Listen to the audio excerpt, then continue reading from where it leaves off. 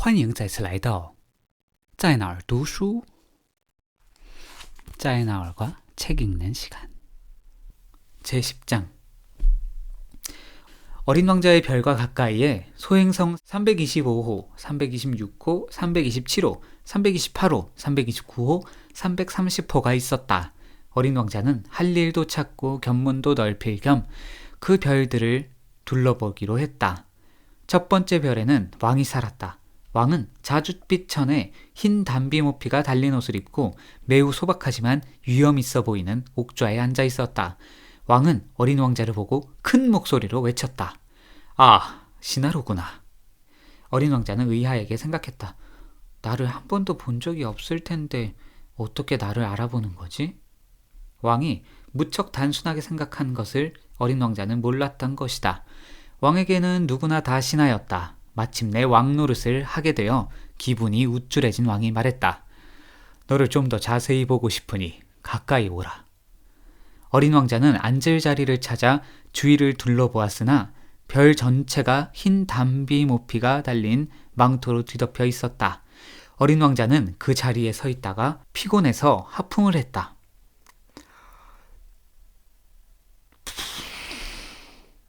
짐 앞에서 하품을 하다니 무례하도다.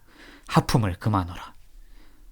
어린 왕자가 안절부절 못하며 대답했다. 하품을 참을 수가 없어요. 여행하느라 잠을 제대로 자지 못했거든요. 그러면 하품을 하도록 명하노라. 하품하는 모습을 본 지도 여러 해가 되었도다. 하품하는 모습도 재미있는 구경거리구나. 어서 나의 명령을 따르라. 어린 왕자가 얼굴을 붉히며 말했다. 그렇게 말씀하시니 겁이 나서 하품이 더 나오지 않아요. 어허, 그러면 다시 명하노라. 어떤 때는 하품을 하고 또 어떤 때는. 왕은 빠른 말로 얼버무렸으나 기분이 상한 것 같았다. 왜냐하면 그 왕은 자신의 권위가 존중되기를 바랐던 것이다. 불복종은 용서할 수 없었다. 그는 절대 군주였기 때문이다. 하지만 왕은 매우 선한 사람이었으므로 도리에 어긋나는 명령은 내리지 않았다. 왕은 평상시에 늘 이렇게 말하곤 했다. 짐이 만일 한 장군에게 물새로 변하라고 명령을 내렸는데 장군이 내 명령을 따르지 않았다면 그것은 장군의 잘못이 아니라 바로 짐의 잘못이다. 어린 왕자는 조심히 물었다. 여기 좀 앉아도 될까요? 왕은 흰 담비 모피가 달린 망토를 위엄있게 걷어올리며 대답했다. 그대에게 앉기를 명하노라. 어린 왕자는 갑자기 궁금해졌다. 이 작은 별에는 도대체 무엇을 다스리고 있는 것일까? 폐하, 한 가지 여쭤봐도 될까요? 어린 왕자가 묻자 왕이 재빨리 대답했다. 그대에게 묻는 것을 그대에게 질문을 하노라. 폐하, 폐하는 무엇을 다스리고 계십니까? 왕은 아주 간단하다는 듯 대답했다. 모든 것, everything. 모든 것이요? 왕은 근엄하게 자신의 별과 다른 별, 그리고 떠돌이 별들을 가리켰다. 어린 왕자가 다시 물었다. 저 모든 별들을요? 그래, 저 모든 것을 다스리노라. 왕이 대답했다. 그 왕은 절대 군주면서 온 우주를 다스리는 군주이기도 한 것이다.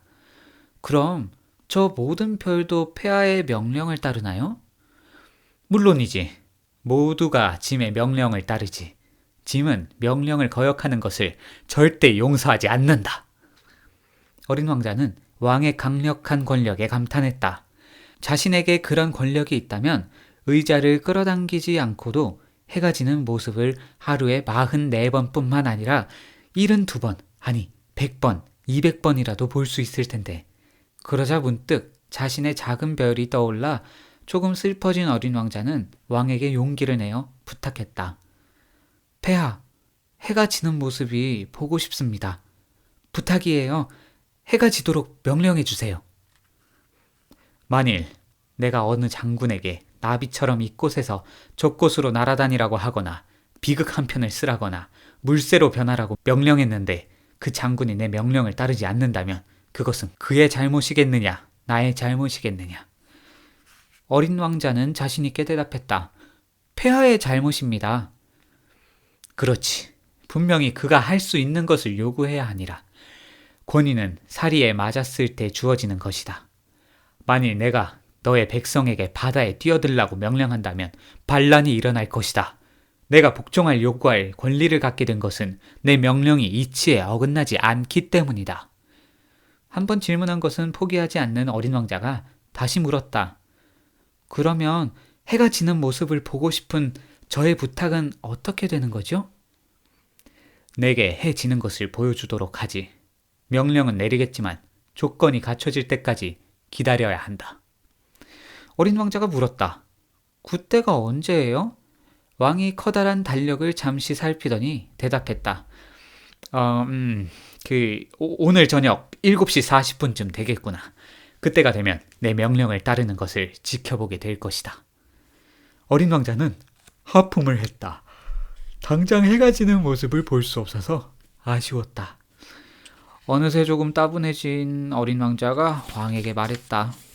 저는 여기서 더 할 일이 없으니 그만 떠날게요. 신하를 두게 되어 기뻤던 왕이 말했다. 떠나지 마라. 떠나지 마라. 내가 너를 대신으로 삼겠노라. 어떤 대신이요? 법무 대신 어떠냐? 하지만 여기선 재판받을 사람이 없잖아요. 그야 모르는 일이지. 나는 아직 왕국을 다 돌아보지 않았다. 너무 나이가 든 데다 수레를 탄 후 둘 곳도 없고 걸어다니자니 몹시 피곤하구나.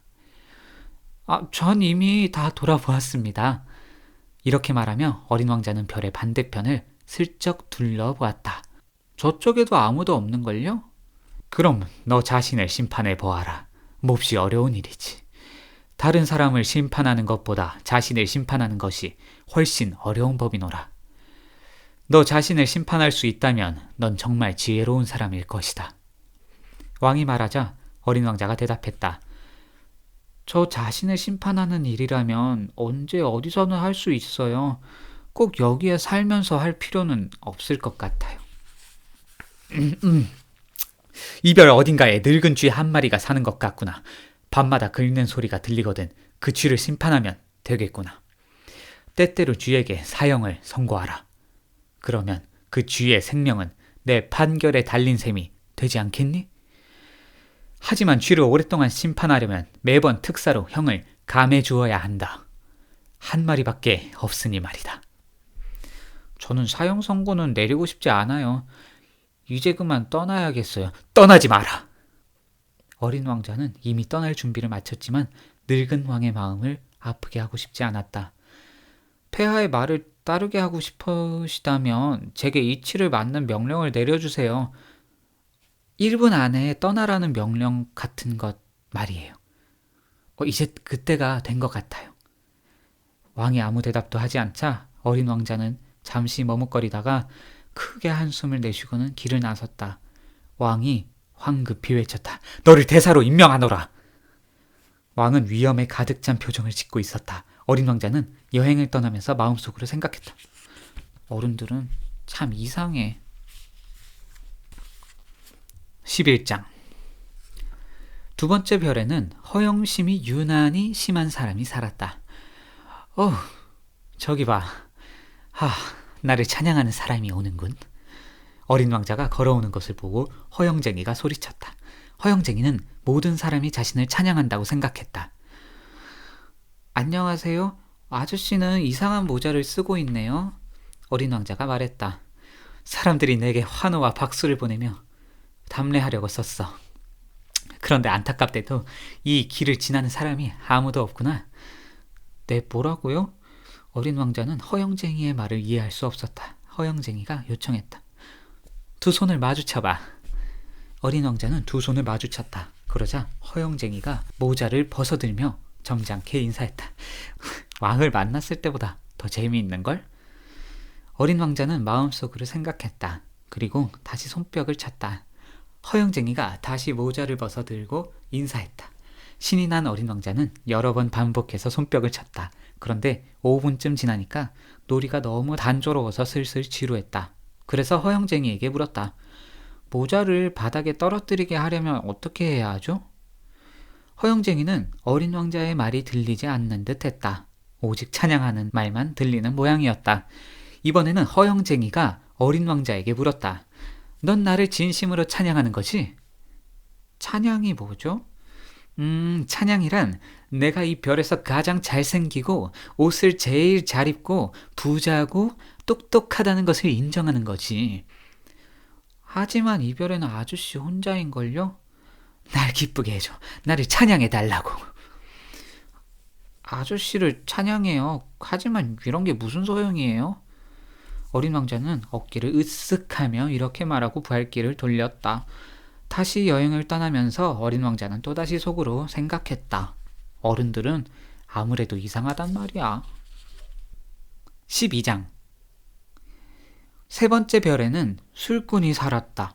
술꾼은 짧게 만났지만 어린 왕자를 몹시 우울하게 만들었다. 어린 왕자는 한 무더기에 빈 병과 술이 가득 찬 병을 앞에 두고 아무 말 없이 앉아있는 술꾼에게 물었다. 아저씨, 지금 뭘 하고 계신 거죠?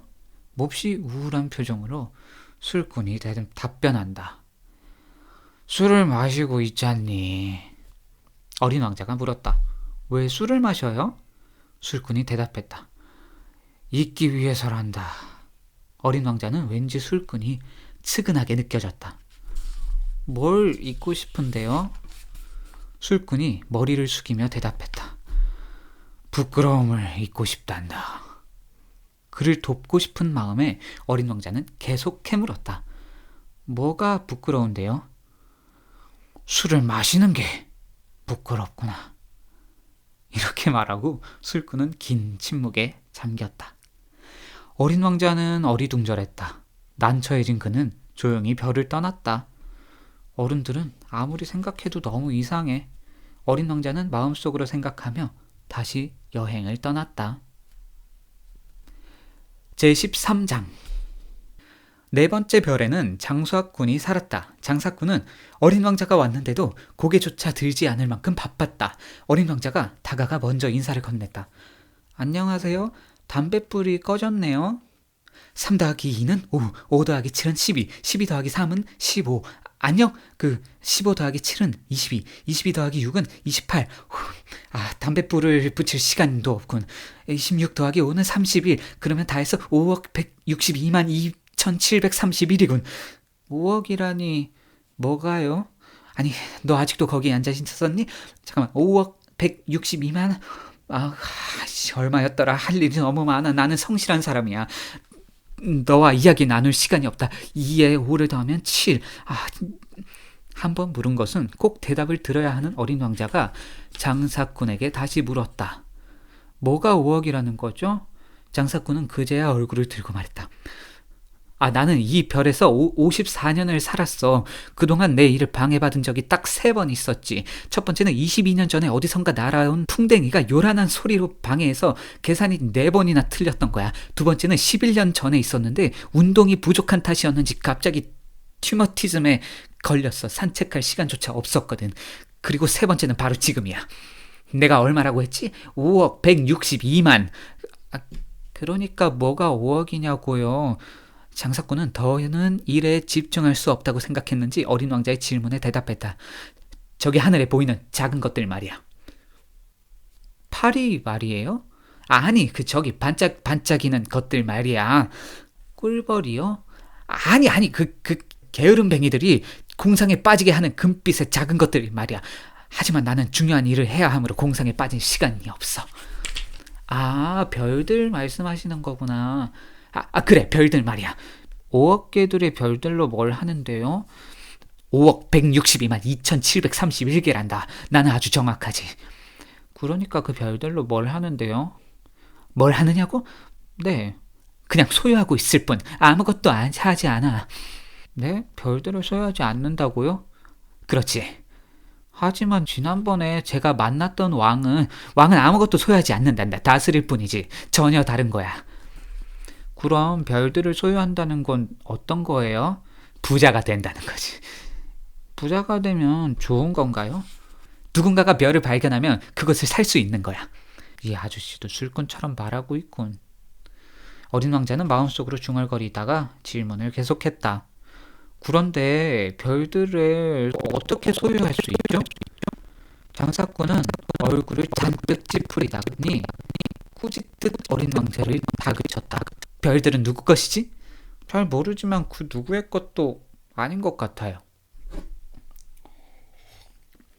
아, 그래, 그러니까 내 것이지. 내가 제일 먼저 별을 소유할 생각을 했으니까.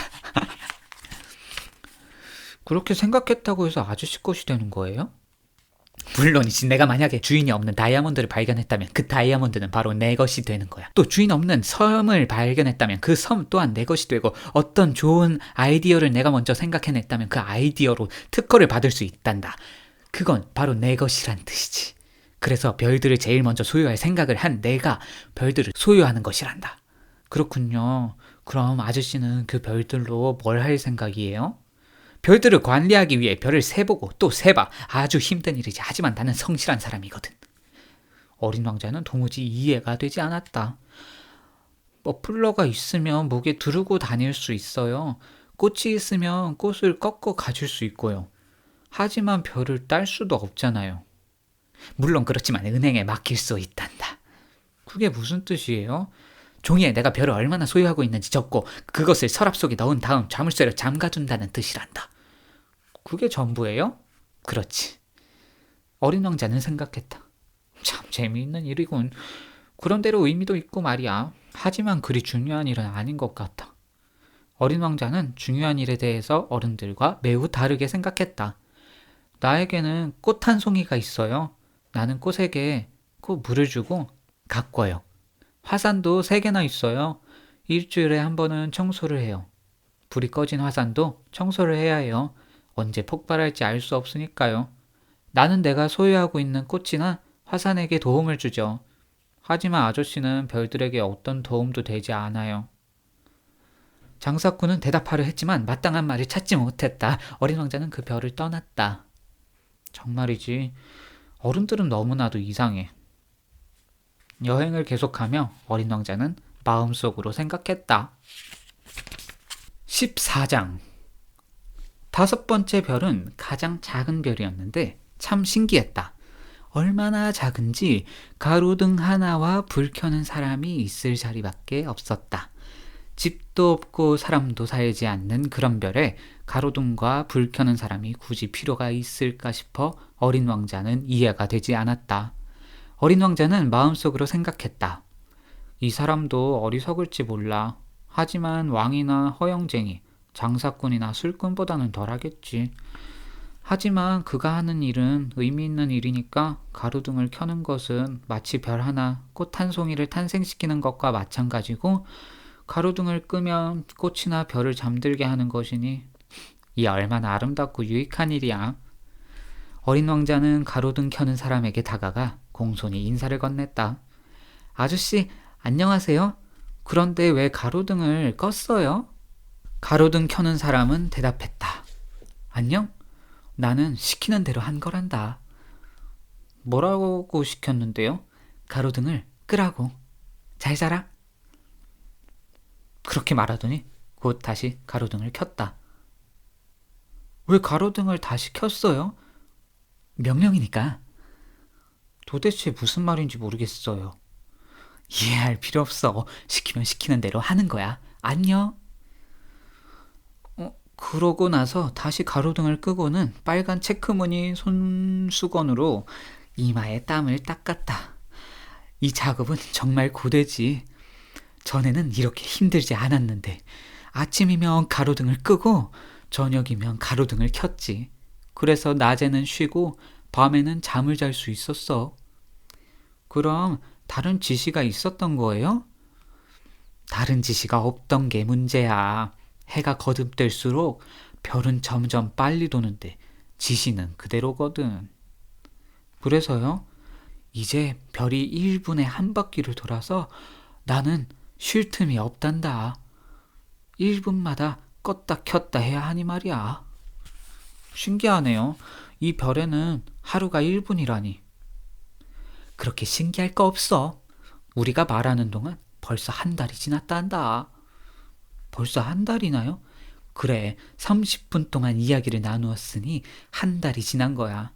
잘 자라. 그렇게 말하고는 다시 가로등을 켰다.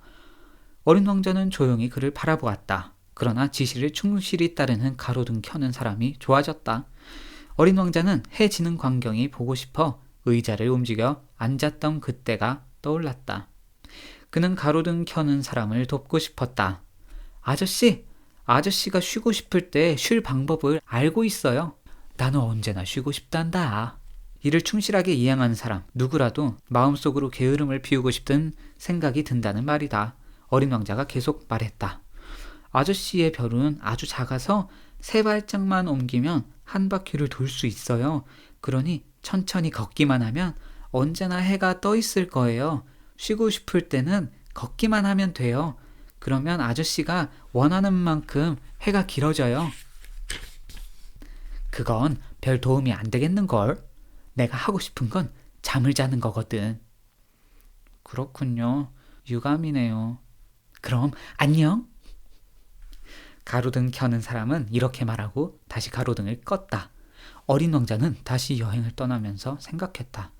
왕과 허영쟁이, 술꾼, 장사꾼과 같은 사람들은 가로등 켜는 사람을 무시하겠지? 하지만 나는 저 사람이 어리석다고 생각하지 않아.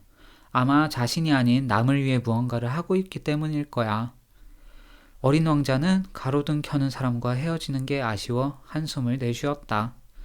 저 사람과 친구가 되고 싶어. 하지만 별이 너무 작아서 두 사람이 설 자리가 없는걸? 어린 왕자가 그 별을 더욱 잊지 못하는 이유는 하루에 무려 1440번이나 해가 지기 때문이었다. 하지만 어린 왕자는 자신에게도 그 사실을 차마 고백하지 못했다. 15장 6번째 별은 5번째의 가장 작은 별보다 10배, 아니 그 이상 되는 지금까지 본 어느 별보다 컸다. 그 별에는 어마어마하게 큰 책을 쓰는 노인이 살았다. 노인은 어린 왕자를 보자마자 크게 소리쳤다. 야! 탐험가 한 명이 왔군. 어린 왕자는 책상 위에 걸터 앉아 가쁜 손을 내쉬었다.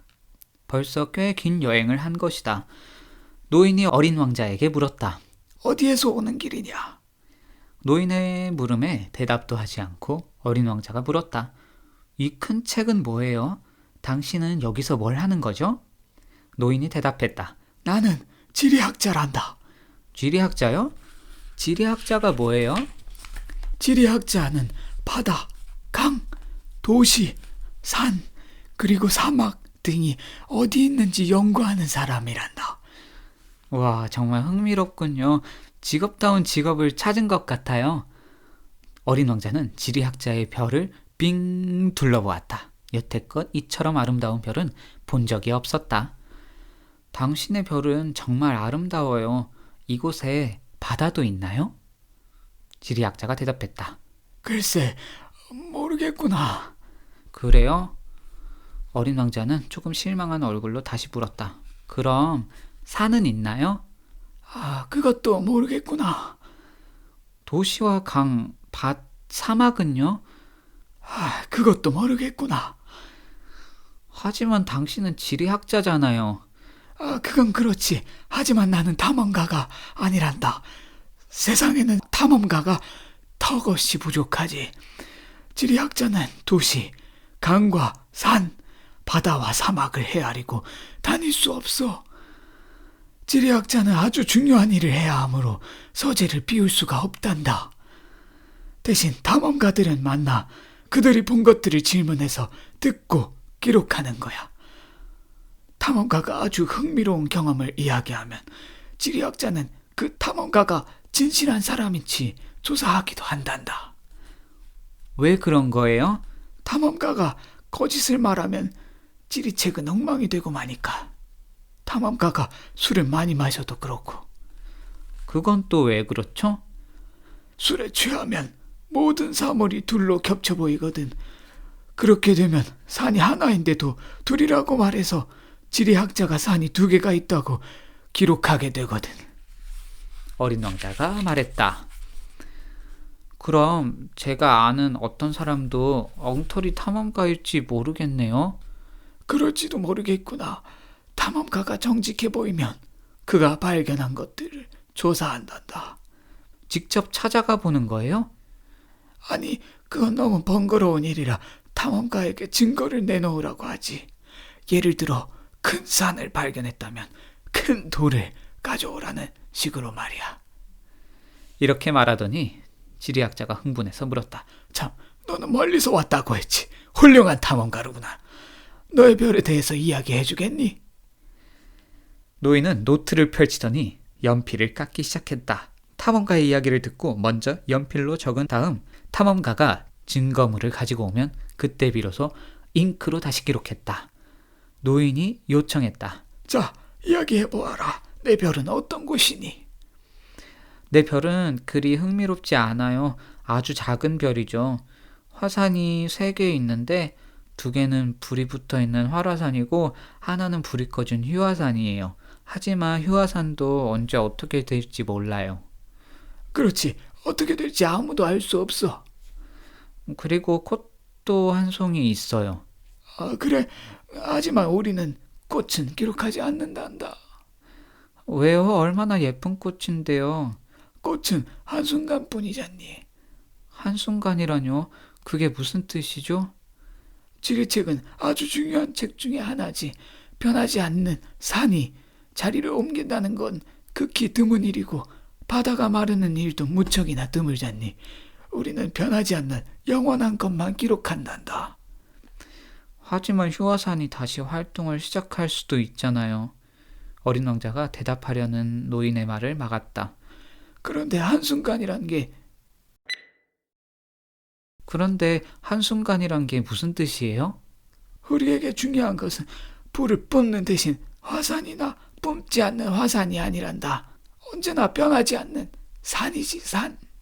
한 번 질문하면 끝까지 답을 듣고 마는 어린 왕자가 다시 물었다. 그런데 한순간일 뿐이라는 게 무슨 뜻이냐고요? 어느 순간 사라져 버릴 수 있다는 말이란다. 그럼 내 꽃도 어느 순간 사라질 수 있다는 거예요? 물론이지. 어린 왕자는 갑자기 후회되기 시작했다.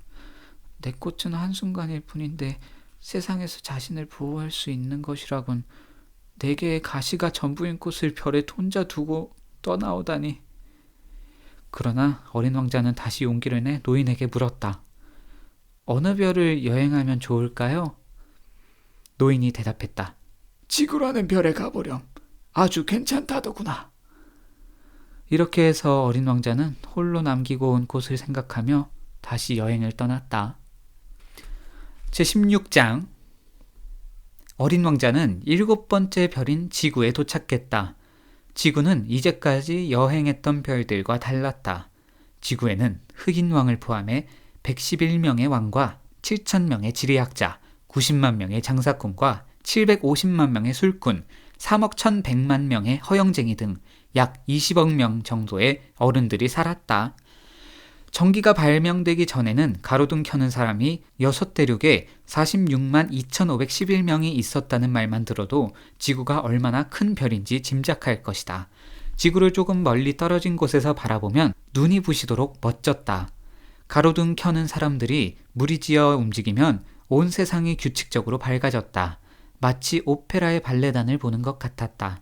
제일 처음으로 뉴질랜드, 오스트레일리아에 가로등 켜는 사람들이 무대에 나섰다. 그들이 등을 켠 뒤 잠을 자러 가면 중국과 시베리아에 가로등 켜는 사람들이 춤을 추러 무대로 나갔다. 그들 역시 잠을 자러 무대 뒤로 나가면 이번에는 러시아와 인도에 가로등 켜는 사람들이 등을 밝혔다. 그 다음은 아프리카와 유럽, 또 그 다음은 남아메리카와 북아메리카에 가로등 켜는 사람들이 차례로 나갔다. 그들은 한 번도 순서를 어기지 않고 무대에 나타났다가 사라지기를 반복했다. 그것은 정말 장엄한 광경이었다. 가로등 켜는 사람이 한 명뿐인 북극과 남극에서는 한가하고 여유롭게 생활했다. 그들은 1년에 딱 2번만 등을 켰다. 제17장. 말을 재미있게 하려다 보면 약간의 거짓이 보태지기도 한다. 가로등 켜는 사람들에 대해 이야기하면서 나도 약간 과장했다. 그래서 지구를 잘 알지 못하는 사람들이 내 이야기를 듣고 잘못 생각할까봐 우려된다. 사실 지구에서 사람들이 차지하는 면적은 그다지 넓지 않다. 지구에 사는 20억 명의 사람들이 모두 바싹 붙어 선다면 세로 32km, 가로 32km의 공간이면 충분하다. 이 모든 사람을 태평양의 가장 작은 섬에 몰아넣는 것도 가능할 것이다. 물론 어른들은 이 말을 믿지 않을 것이다. 그들은 자신이 굉장히 넓은 공간을 차지하고 있다고 믿기 때문이다. 마치 자신이 바오밥 나무처럼 커다랗고 중요한 존재라고 생각한다. 아마도 숫자를 좋아하는 그들에게 계산해보라고 하면 매우 좋아할 것이다. 그러나 그런 지루한 계산으로 시간을 낭비하지 마라. 그건 불필요한 일이다. 그저 내 말만 믿으면 된다. 어린 왕자는 지구에 들어섰을 때 사람이 보이지 않아 매우 놀랐다. 혹시 잘못 들어선 것이 아닐까 두렵기까지 했다. 그때 마침 달빛 색깔의 반짝이는 둥근 고리 하나가 모래밭에서 꿈틀거렸다. 어린 왕자는 혹시나 하는 마음에 인사를 건넸다. 안녕? 안녕. 뱀이 대답했다. 어린 왕자가 물었다. 내가 서 있는 이 별이 무슨 별이니? 지구별의 아프리카야. 그렇구나. 그런데 여기는 사람이 살지 않니? 여긴 사막이고 사막에는 사람이 살지 않아. 지구는 아주 크단다. 어린 왕자는 돌담에 걸터 앉아 하늘을 올려다 보았다. 언제라도 다시 돌아갈 수 있게 별이 빛나는 것일까? 내 별을 봐. 내 머리 위에서 반짝이고 있어. 하지만 너무 멀리 있는 것 같아. 뱀이 말했다. 정말 아름다운 별이구나. 넌 여기에 무슨 일로 왔니? 내가 아는 꽃과 좀 문제가 있었거든. 그래. 둘은 한동안 말이 없었다. 마침내 어린 왕자가 입을 열었다. 사람들은 어디에 있니? 사막은 좀 외로운 것 같아. 뱀이 말했다. 사람들과 함께 있어도 외롭기는 마찬가지야. 어린 왕자는 물끄러미 뱀을 바라보았다. 넌 참 신기한 모습을 하고 있구나. 손가락처럼 기는 게. 그래도 왕의 손가락보다 힘이 세지. 어린 왕자는 조용히 미소를 지었다. 그렇게 힘세 보이지 않은데 발도 없고 여행할 수도 없잖아. 하지만 난 배보다 멀리 너를 데리고 갈 수 있어. 이렇게 말한 뱀은 황금 팔찌 모양으로 어린 왕자의 발목을 휘감았다. 뱀이 덧붙여 말했다. 내가 건드리기만 하면 누구라도 처음 왔던 그곳으로 돌아가지. 하지만 너는 아주 순수하고 머나먼 별에서 왔으니. 어린 왕자는 아무 대꾸도 하지 않았다. 나는 내가 가엾어 보여. 이렇게 약한 아이가 홀로 지구에 오다니. 내가 온 별이 그리워져. 다시 돌아가고 싶다면 언제든 내가 도와줄게. 어린 왕자가 말했다. 그래, 알았어. 그런데 넌 왜 자꾸 수수께끼 같은 말만 하는 거니? 난 모든 것을 풀 수 있으니까. 뱀이 말했다. 그 후 둘은 한동안 아무 말도 하지 않았다. 제18장. 어린 왕자는 사막을 가로질러 걸었지만 겨우 한 송이 꽃밖에 만나지 못했다. 세 장의 꽃잎을 가진 아주 소박한 꽃이었다. 어린 왕자는 꽃에 인사를 건넸다. 안녕? 안녕? 꽃이 대답했다. 어린 왕자가 물었다. 사람들이 어디 있는지 아니? 꽃은 언젠가 대상무리가 지나가는 것을 본 적이 있었다.